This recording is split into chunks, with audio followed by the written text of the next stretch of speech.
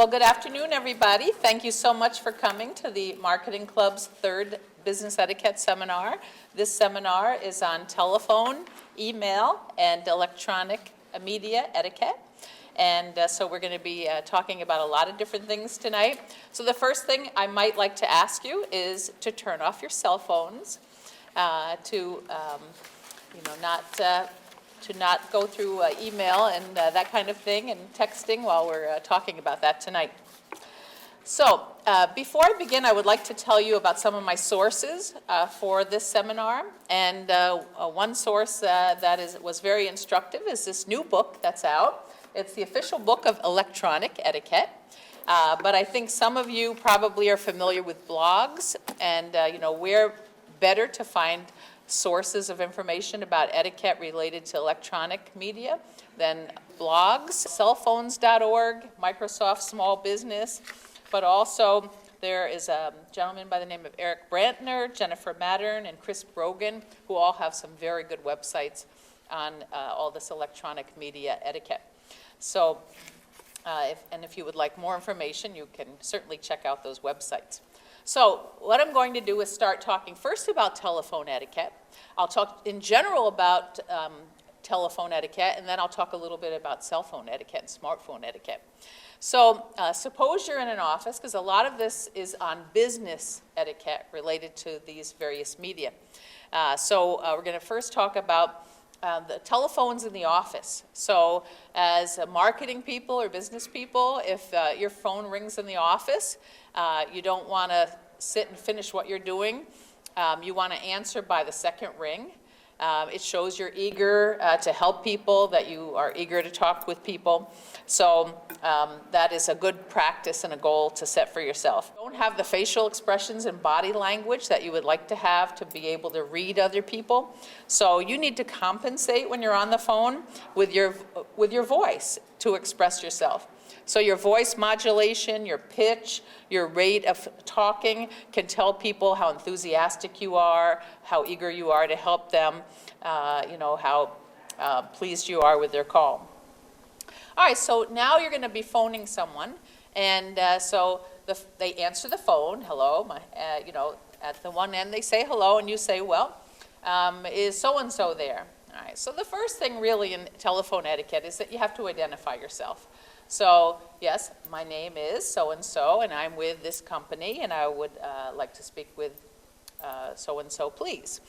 So identify yourself when calling, but also when answering. So if your phone rings at your desk at work, you pick it up, you say, good afternoon, my name is, or this is, and this in a certain department that you're in. The reason why you would say good afternoon or thank you for calling, my name is, it gives people a chance to get ready to hear your name. So that little bit of a prelude to your name is very important, so people will pay attention to that. So suppose you're phoning someone and they answer, and you've gone through all the introductions.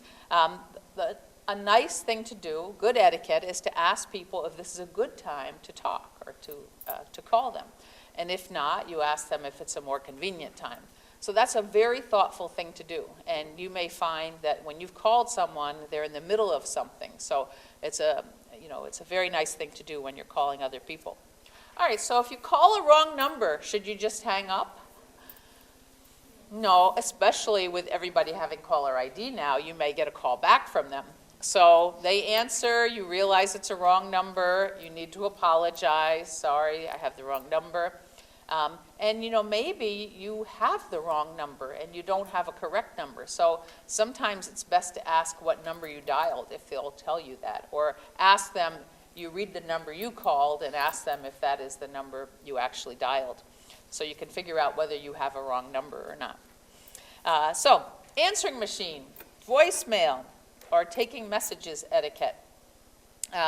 So you call me on my phone, I'm not there, you get my voicemail message, and how long of a message should you leave? Well, definitely less than 2 minutes, yes. A lot of messages only have about 30 to 45 seconds, so you certainly don't want to go on and on and on and ramble. So You want to leave a brief message. You want to leave your name. You want to say it clearly. If you have an unusual name, you should spell it.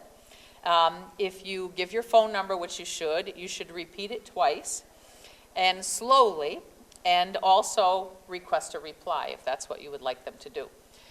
So very important, because how many times if you received a message, you can't understand the person, you can't hear their name, you don't know how to spell it, and they said their phone number once and you didn't get one number in the phone number. So very important. And another thing you can do in your voicemail message is if people are calling you and if they know what extension they want, give them a shortcut so they can bypass the voicemail message and go right to leaving a message. So, on our campus, if you hit star, you can skip the voicemail message and just leave a message. And on other systems, it might be the pound sign. So that's something very nice to include in your voicemail message. All right, so suppose someone is calling and you answer, and they say, well, I would like to speak to so-and-so. And so one of the things you should say at your end is, may I tell her or him who's calling, please? Or may I ask what this is in reference to? So, instead of saying, who's this, or what's it about, you want to say it in a very tactful way. So, may I ask who's calling? May I tell him or her what this call is about? Is a very nice and tactful way to do it. So, suppose you're transferring someone. Someone calls you and you figure they should be speaking with someone else, so you need to transfer the call. Should you simply transfer the call, or should you do something else? You probably should tell them what number you're transferring them to, because sometimes when you try to transfer, you get disconnected, and now they're going to have to call you back to figure out who they should have been transferred to. So it's a very polite thing to tell people, okay, I'm transferring you to this person at this number. If you'll write it down, please, just in case we're disconnected. That way you can call them back directly. All right, so another thing that we find people don't do very often is update their voicemail when they've gone away. So you call someone, it's Wednesday, and their voicemail message says, hello, this is so-and-so. I'll be away from now until Sunday. I'll return on Monday, and you can reach me then. All right, so it's Wednesday, and they haven't changed their voicemail message yet. So you want to remember to do that. Before you go away, you should probably leave yourself a note to remind yourself to update the voicemail message before you go away. A good thing to do, a good practice, is to return phone calls within 24 hours. And I know some people probably would prefer people return phone calls within a couple of hours, but one day or 24 hours is not a bad goal to set for yourself. You can set more ambitious goals if you want, but that is one that's very, very common. All right, so suppose we like using the speakerphone, because then we don't have to hold the phone in our hand or anything. So what should we do before we use the speakerphone when we're talking with other people? Tell them or ask their permission. Do you mind if I put you on speakerphone? Because that means other people could be in the room. And I've talked with people who say, I put the person on speakerphone so we could all hear how incredibly annoying that person was or whatever. So it's not a good thing to do, and you don't want to have people laughing in the background if you do it. But you must ask permission before you put people on speakerphone. And also the same thing goes for putting people on hold. So if you want to put someone on hold, again, would you mind if I put you on hold? And if they have some urgent thing going on, they will tell you that, yes, they do mind, and they'd prefer you not to do that. All right, so if you're on a conversation and the call is dropped or the call is disconnected in some way, who should call back? Who should call back? Any guesses? The person who made the original call, because they have the phone number of the other person. The person who was called doesn't necessarily have the phone number of the person who made the call. So definitely the original caller should call back. All right, so have you ever been on a long conversation with someone and you're talking and you don't hear anything on the other end? and you're still talking, and maybe you were disconnected, but you didn't know it because you didn't hear anything on the other end. So a good practice also is if you're talking with someone and you're talking for quite a while, it's a very good thing if they would use affirming voices or sounds to let you know they're listening. So that might be, uh-huh, or yes, I understand, or I see, or that's a good point, or something like that, so people know you're listening, that they're not just talking to thin air. All right, so you're in an office now. You've got someone who's really angry who calls you. And, how do you handle the angry person? Our impulse would be to get kind of stern or angry or short with them back again. But in marketing especially, if you have an angry customer, you really have to show some empathy. You have to let them know you're listening, because that's the one thing people want. They want to be heard. They want to air their grievance. Marketing theory says that if you listen to someone who's complaining, you can win them over, and then they will be a more loyal customer, and they'll tell other people how nicely you handled their complaint. So when people are angry and they're calling, you listen.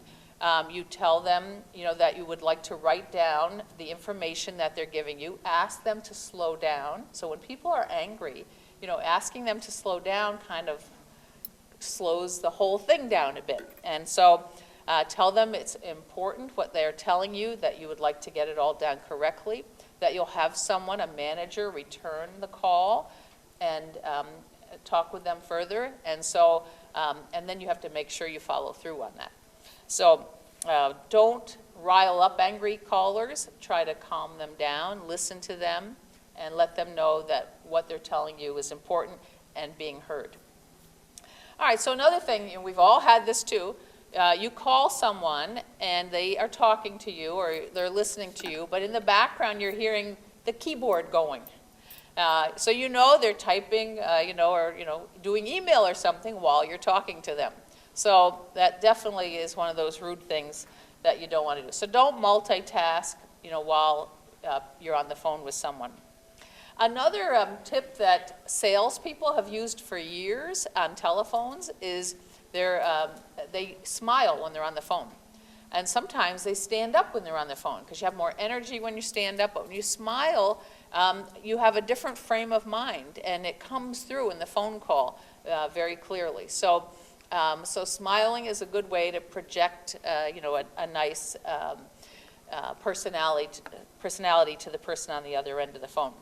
And the things that you shouldn't do, of course, are things like chewing gum or eating, or I have one friend who coughs into the phone when we're on the phone, and it really is magnified. And so you need to make sure your mouth is away from the phone so you're not coughing into someone's ear.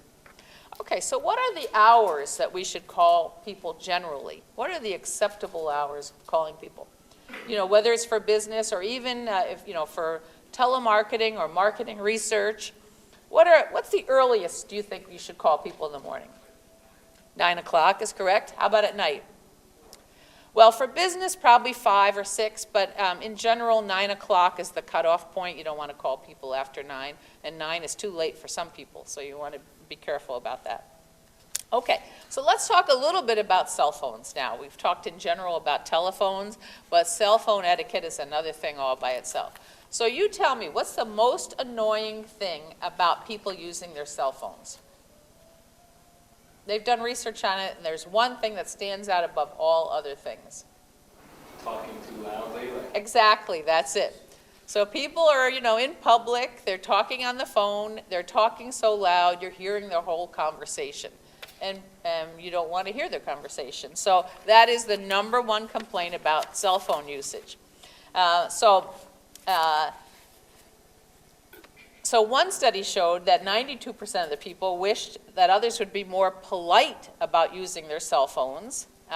But the other thing that the research showed is that we've become a little more tolerant of people using their cell phones. So a lot of times we didn't want to see people using their cell phones in public or in a building or somewhere, but I think that we've become a lot more tolerant of people using their cell phones. Why? Because we ourselves break the rules sometimes, so we're kind of understanding when other people do it. All right, so there is a amount of space that you may want to have around you when you're using your cell phone. Can you think how many feet it might be would be a good safe distance from other people when you're using your cell phone so people can't hear everything you're saying? How many feet? 10 feet. 10 feet. So 10 feet, the 10-foot proximity rule is what it's been called. And so that's a good distance to be away from other people at. So, why do people talk loud on the cell phone? Do they think they're not going to pick up their voice? Well, one of the tips that one expert gave was that if you turn your cell phone volume for you to be able to hear other people, if you turn it all the way up, then you can hear clearly, and maybe you're not going to yell so loud into the cell phone yourself. So lower your speaking volume, but raise the volume of incoming calls so that you don't feel like you've got a bad connection or something. So you're having a conversation with another person, and your phone rings. So what do? So the important thing is you really should avoid taking a cell phone call when you're having a face-to-face conversation with somebody else. You should also avoid texting with other people when you're having a face-to-face conversation with someone else. Now, if you really have an important phone call that you're expecting, one of the things that you should do is let the person know in advance that I'm expecting an important phone call, which I really must take. So while we're talking, my phone may ring, and I may have to break off our conversation for a short period of time. So that would be the very polite thing to do in terms of taking a call or texting when you have a face-to-face conversation. All right, so we've all used our cell phones, and we're talking, and the other person is talking, and there's a little bit of delay in cell phone messages. So you want to be a little patient and make sure you've heard the other person and given them a chance to speak before you speak as well, because of that delay in the phone technology. All right, so where are some places where you should never use your cell phone? Can you think of any? Elevator? Elevator, because it's way too close, but people do. But where else? How about in places of worship? People do, but they shouldn't. Okay, where else? Could be a hospital. Hospitals, especially like in emergency rooms, but in other places of the hospital, they may have signs telling you not to use your cell phone. Where else?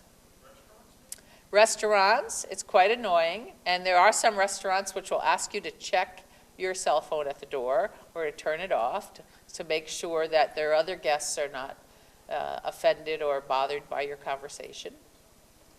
Okay.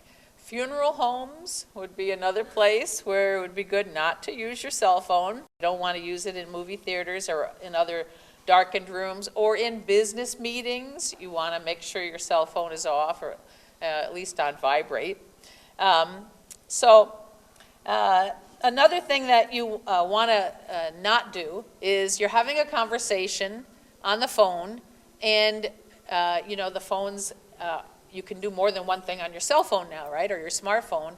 So you shouldn't be on your phone while you're surfing the internet, because you can do that, right? So don't look up things on your smartphone while you're on the conversation, unless, the person is asking you to check on something while you're on a conversation. Also, your ringtones, I've been in all kinds of meetings where people's phones have rung, and the ringtone is, some embarrassing song that they wish they didn't have on there.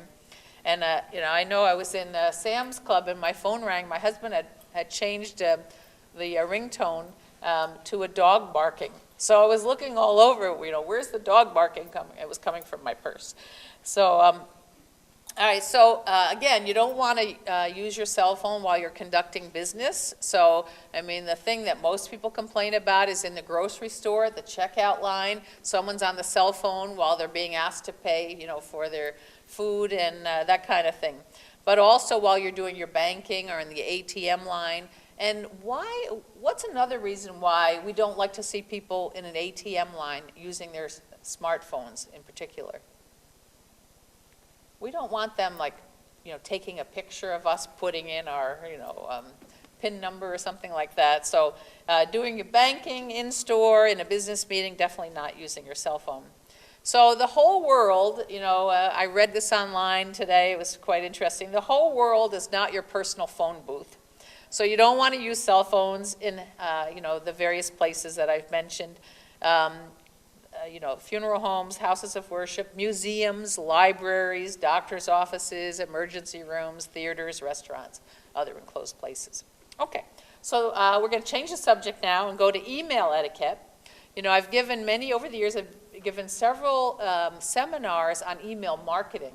And a lot of the rules for email marketing are very similar to email etiquette.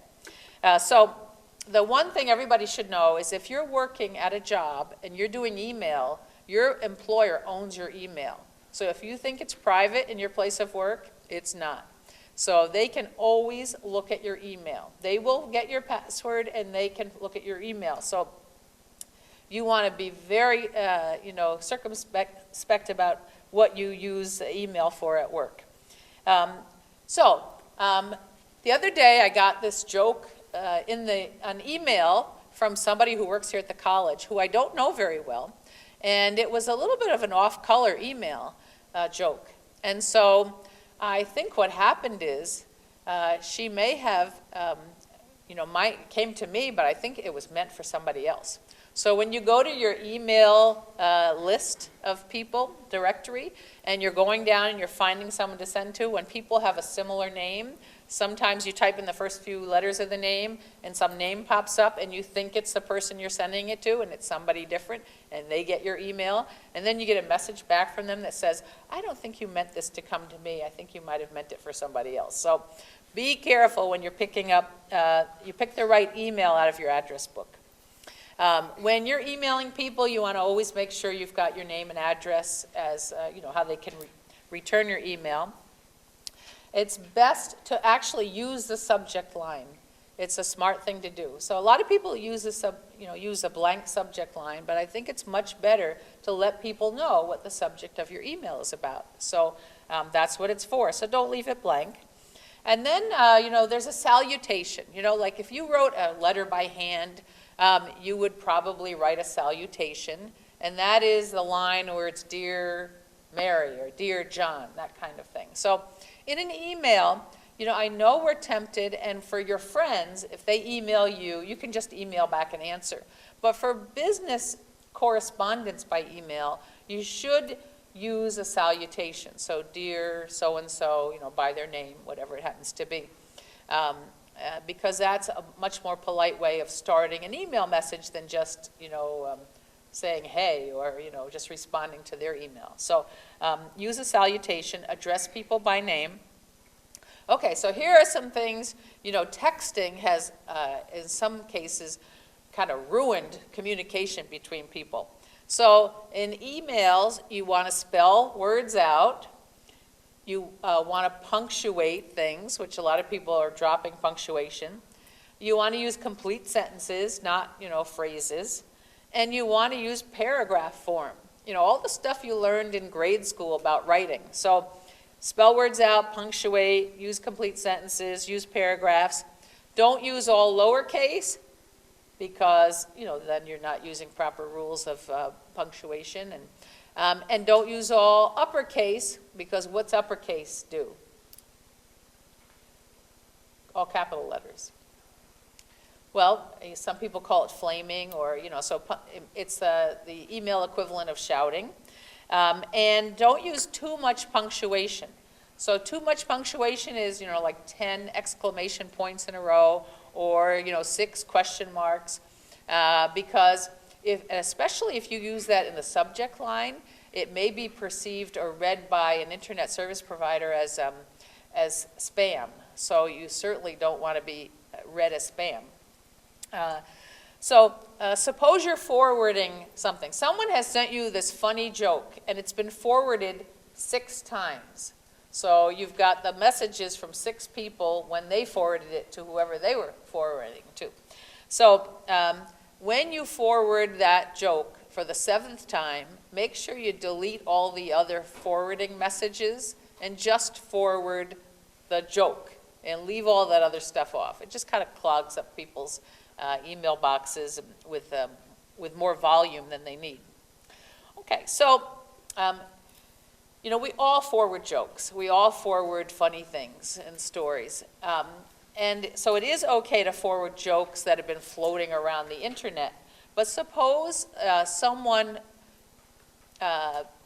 develops a story or something on the internet or an article on the internet that someone you know, and before you forward that to other people, you should ask their permission. So that's a very important point. You know, you don't want to keep forwarding everything. You should ask people's permission before you forward it.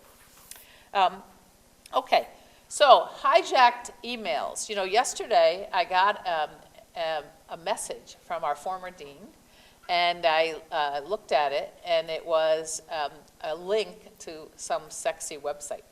So anyway, so I emailed him back, and I said, I think maybe your email's been hijacked. So that happens sometimes, right? Somebody kind of gets into your email and sends, you know, either business or, you know, sexy kind of emails to people on in your address book that you really don't want other people sending email to. So you want to report that to your internet service provider as soon as possible so that that can be taken care of.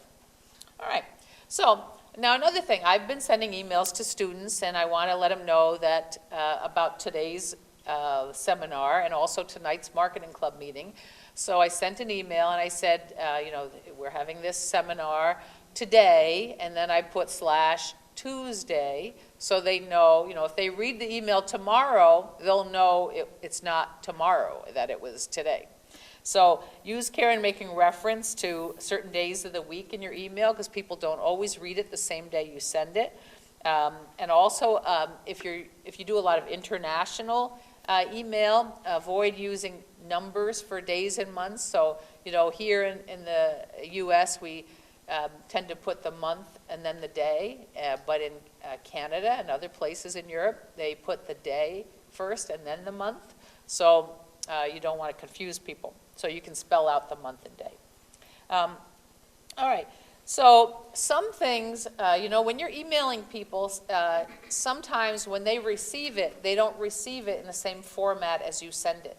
So you want to be really careful about some things. So if you try to indent, sometimes indents or tabs don't translate well on the other end. People don't get it in the same format that you sent it. Sometimes if you use some exotic fonts, not all computers can read those fonts. They might get changed to a more common font.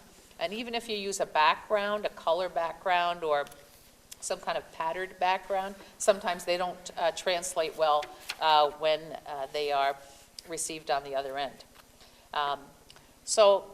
Attachments, you know, if someone sends you an email with an attachment, when you're sending it to other people, you should ask their permission to send something with an attachment. And you say, well, why would I do that? Well, the thing is, a lot of times we get emails with attachments and we're afraid to open them because we're not sure what's in the attachment. So by getting their permission in advance, they will tend to understand that it's probably a safe attachment to open up. So before you send emails, you know, there are, you know, important things that you want to proofread your email for spelling, for grammatical, for punctuation errors. And, you know, sometimes we're so busy, we're writing our response and we hit the send button, and then we read it after we send it and we say, oh, it's got these errors in it. So you certainly have to take your time. And I know myself, a lot of times I'll respond to an email. The first thing I'll do is write the response. Then I'll go back up to the top and I'll write dear so-and-so, so I'm a little more polite. And then I read it over, because there are certain mistakes I make a lot. And a lot of times I write your instead of you, and so I always have to go back and look for something like that. So, and sometimes you leave out words, so you want to make sure you've read those before you send them out.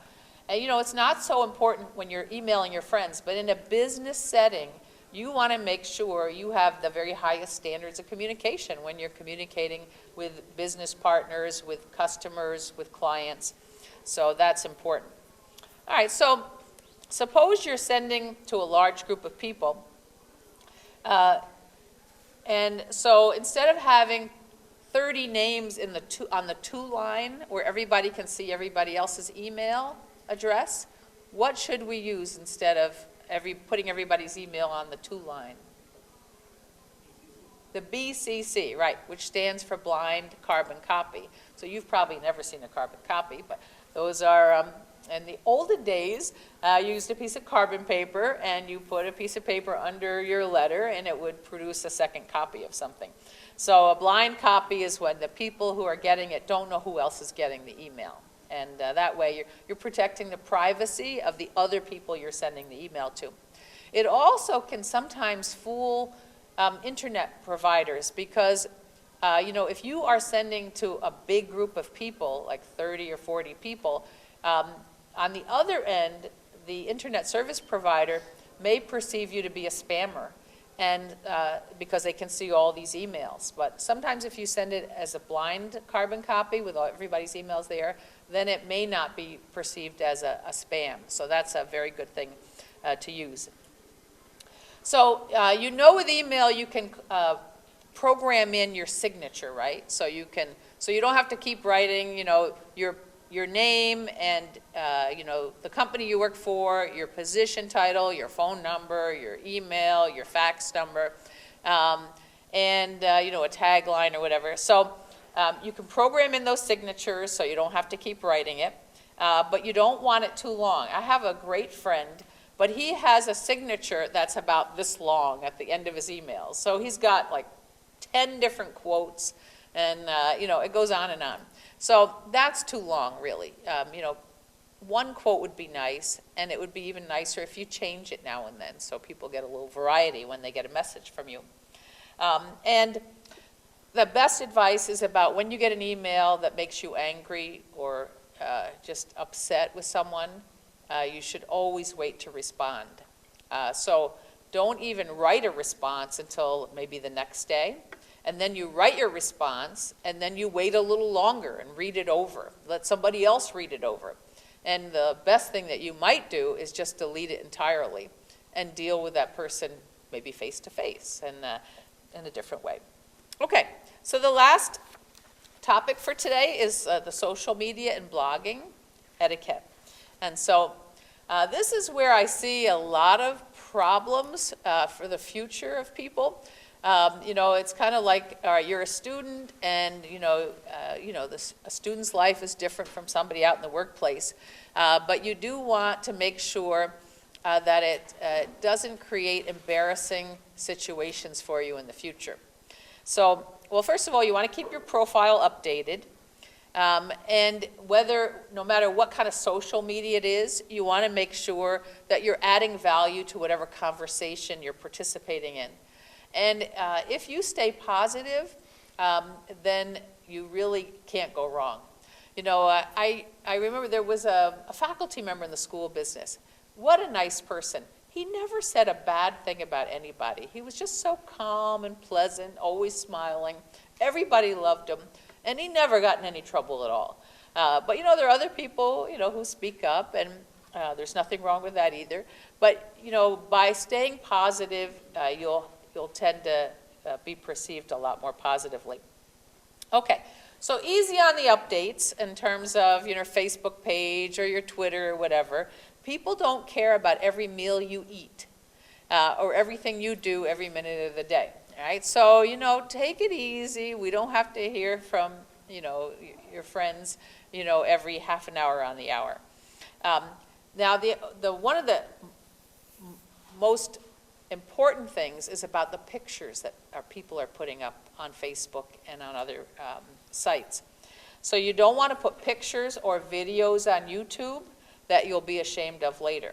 So you're going to say, okay, well, I can take it down. I can, always remove it from my website. But what about the people who've already downloaded it onto their hard drive? And you're running for office someday, and someone pulls out this video that you did 10 years ago in an embarrassing situation. You always have to think about, would I like to see this on the front page of the newspaper? Or would I like to see this on the 6 o'clock news? Because if you would not, you really should not post it on your Facebook page or on a blog. So photos that you put up should really strengthen your image. And I know there's Facebook, which is more social, and then there's LinkedIn, which is much more professional. But you still have to think about it even with Facebook. You know, I have a dear former student who is back in his home country, and he writes all the time about how he's going out and drinking and getting drunk and doing this and that. And I said, you know, you really shouldn't be putting this on Facebook, you know, especially if, you know, you want a good job. You know, somebody sees this, you're in trouble. And in the news recently, there was a teacher, you know, who you know, had a Facebook picture. She was having a drink. And, you know, really they asked for a resignation. And it's a really sad situation when that happens. So any status updates you do on your page should be very professional. You also don't want to post questionable photos of other people on your pages without their permission. So yeah, it's very important that you, you know, not embarrass other people as well. And you know, you want to try to use a good picture on your Facebook page. Some people use avatars. Some people, you know, use pictures from when they were 10 years old. But you know, try to use a picture that is a decent picture of yourself. You also on Facebook or other social networking websites shouldn't badmouth individual people or your current employer or your past employers because you know, people don't want to read about that either, and it can get you in a little bit of hot water. You know, sometimes you think you've put privacy, or you've only allowed certain people to access your Facebook page, but sometimes people don't understand it, and anybody can access it, and then they're very embarrassed by who's been able to see what on their Facebook page.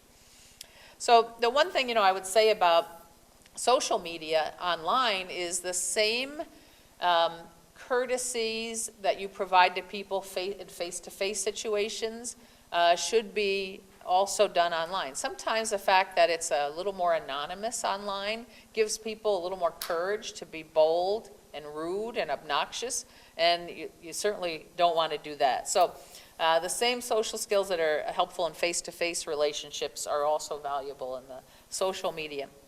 One last thing about general social media, and that is there are social media stalkers who, if somebody they are interested in is on you know, 3 different social media sites and on other sites, that they follow them in all the different areas that they're on. And so that is, I wouldn't recommend that.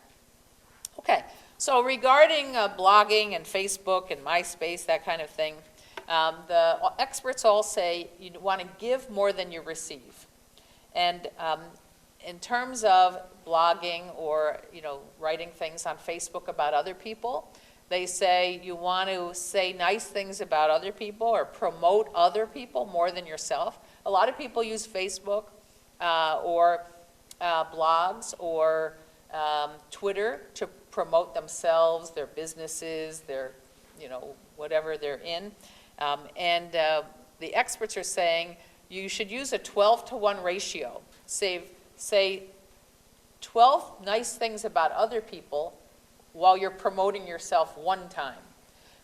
Because there is a kind of professional courtesy in the blogging business and in the social networking business that if you promote someone else's blog and provide a link to it, then they may also do the same thing for you. So by saying nice things about 12 other people, you may see that come back to you. That's the old karma thing. Another thing about social networking is that it's social. And so, but there are people who use social networks as their like one-on-one kind of communication venue. So you don't want to keep everything private. You don't want to just email, you know, direct to one person all the time. You don't want to just text to one person all the time. You don't want to instant message with, you know, individuals one at a time. Social networking is for social networking, which means you're reaching more than one person at the same time. Now, suppose you know, you're on your Facebook page and it's your birthday today, right? So what happens on your birthday on Facebook? You know, if your birthday's posted and everybody knows it, and now you're going to get 20 messages from people wishing you a happy birthday. So the question is, do you have to respond to all 20 people individually? So there's a comment by one person wishing you a happy birthday. Do you have to say thank you, and then another one posts, do you have to say thank you? What do you think? No, you don't have to. You can do kind of a group thank you after a couple days, and thank everybody all at once. But it's not necessary to respond to every comment on your Facebook page and thank them or, whatever. So if you're talking about, an expert in your blog post, and if you provide a link to that expert, that's often a very nice thing for you to do. And if you refer to them as an expert blogger on this topic, it's even a nicer thing to do. Now, a lot of blogs usually have a button for sharing, for tweeting, for liking, for stumbling, whatever. Somewhere there's a button for that, and they're there for a reason. And if you like an article, then you should push the button. And they referred to it in one article as like a tip jar for an artist, that they're writing, those blogs, they're writing for free. And the thing that they would like to know is whether people who are reading it find it interesting or helpful in some way. We read about some of the uses that people make of blogs, and sometimes you'll hear a discussion about something. And so first thing, it's not good to go after a competitor and try to get them banned from a site or say nasty things about competitors on a blog. You can respond to their content, but it's not good to go after them in a stealth fashion. It's also not good to create multiple names or handles or accounts, so it looks like different people are either promoting some cause or speaking negatively about some company or product. So, and that happened, I think it was Whole Foods that actually had anonymous people who worked for the company were making statements on blogs about Whole Foods that were, positive statements. So, if you're going to make positive statements, don't pretend you're customers or somebody else, make it, with your name underneath there. Now on Facebook, you can poke people, right? And one of the websites I visited said, if you're over the age of 16, don't poke people. And also, they said to go easy on tagging people in photos as well. But you can untag yourself. So if someone's tagged you in a photo, you can actually go online and untag yourself. But then it's permanent. And haven't talked much about texting, but it's the same kind of rules as using your cell phone. But how quickly do you have to respond to a text message? Well, there is no rule for how quickly you have to respond. And so generally, texting is for more urgent messages, and so that's up to the sender and the receiver. And the last little bit that I'll talk about briefly is on the use of Twitter. How many of you have Twitter accounts?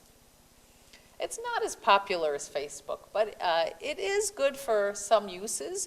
And one of the things, it's like a group text, right? You can text a whole group all at the same time. So the thing is, you want to make your texts on your tweets, comprehensible. So you don't want to use a lot of the text abbreviations that everybody may not understand. So you want to avoid the text speak so that people, will understand your tweets. I know there's a thing where a lot of people will follow people on Twitter if they follow them. And I guess there's a current thing that some people will unfollow people if the people will not follow them back. So that doesn't seem to be very productive.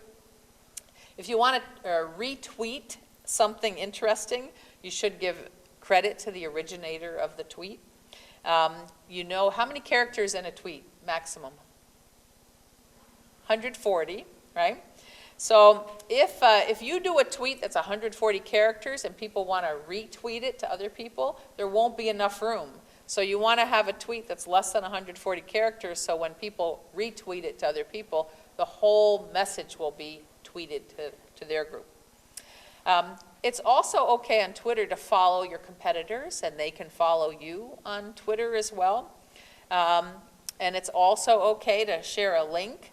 It's not okay to encourage people to gang up on someone or to incite what they call a social media mob. Twitters are, when you post on Twitter, they're public, unlike Facebook where you can have privacy and only send your Facebook messages or posts to certain people. On Twitter, it's public, so you have to be a little more careful when you're sending messages out. So that is my presentation today on all the electronic media. Are there any questions? Well, thank you very much for coming today. I'll mention that next Wednesday, we will have seminar number 4, and it'll be on interview and office etiquette. It's one of our graduates, Renee Dahl, who is a recruiter for Fletcher Allen Hospital in Burlington, and she'll have some great stories to tell you. So I hope you'll join us next week. Thanks for joining us, and we hope you'll have some refreshments before you leave. Thanks very much.